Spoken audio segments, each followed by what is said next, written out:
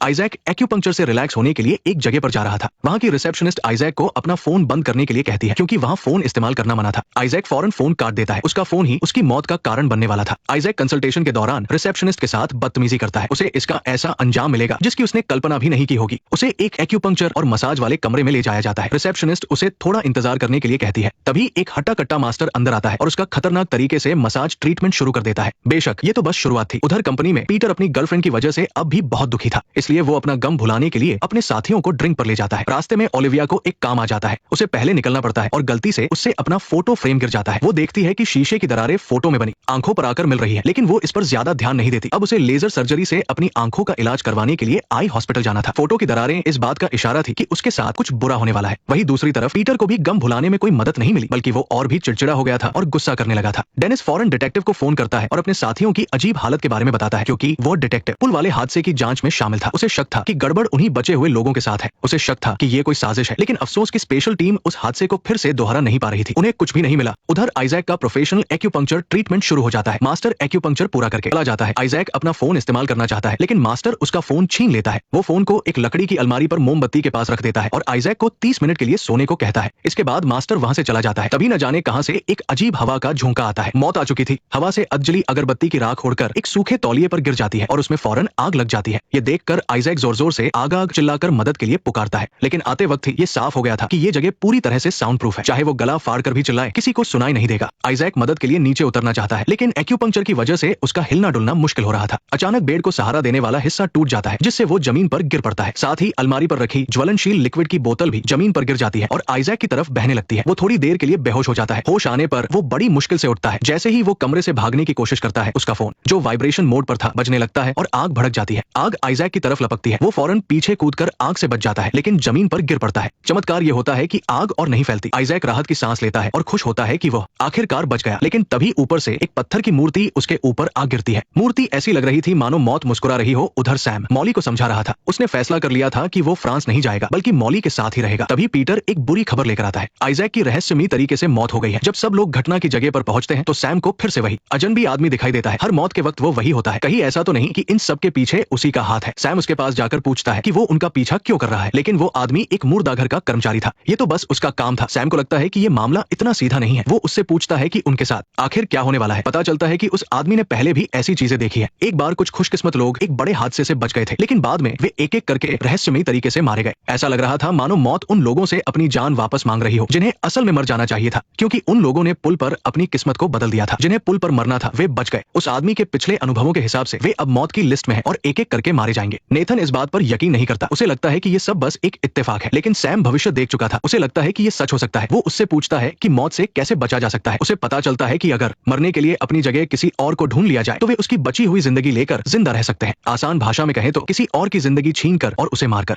खुद जिंदा रहा जा सकता है। लेकिन किसी की जान लेने जैसा काम कौन करेगा? अगर उस आदमी की बात सच है तो शायद वे सब नहीं मरेंगे, क्योंकि सैम ने जो भविष्य देखा था उसमें उसने अपनी गर्लफ्रेंड मॉली को बचाया था और उसे एक सुरक्षित जगह पर पहुंचा दिया था। उसके देखे हुए भविष्य में मॉली जिंदा थी, इसलिए हो सकता है कि मॉली मौत की लिस्ट में न हो। लेकिन पीटर सैम को दोष देता है कि उसने पुल पर सिर्फ मॉली को बचाया, कैंडिस को नहीं। इसी वजह से उसकी गर्लफ्रेंड की जान चली गई। दोनों में बहस होते देख नेथन कहता है कि वो आदमी बस उन्हें डरा रहा था। नेक्स्ट पार्ट देखने के लिए वीडियो को लाइक करो।